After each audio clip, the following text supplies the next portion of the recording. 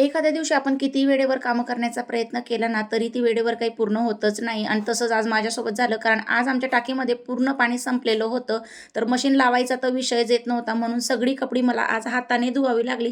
त्यामुळे सगळी कामं अशी लेट होत गेली आणि मला क्लासला 10:30 वाजेपर्यंत जायचं होतं आणि त्यातल्या त्यात अजून भाऊजी बोलले, की "मला आज बिलकुल वेळ नाही. मी तुला सोडायला येऊ शकत नाही." मला खूप राग आला. पण शेवटच्या क्षणाला त्यांना म्हणजे वेळ मिळाला 5 मिनिटासाठी आले ते पुन्हा घाई मला पण सोडायला. त्यांचीही घाई आणि माझीही घाई अशीच झाली.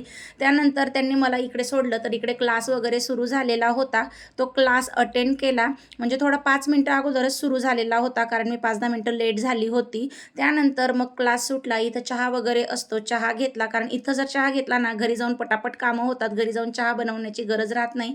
म्हणून आम्ही इथं चहा घेतला. त्यानंतर घरी आली आणि इथं लागली मी आता पुढच्या स्वयंपाकाला. तर आज खूप अशी घाई झाली होती. आता मी काही पुढचं शूट करत बसणार नाही, कारण अजून त्यात 10 मिनिटं जातील. त्यामुळे आजचा व्हिडिओ इथं स्टॉप करते. बाय.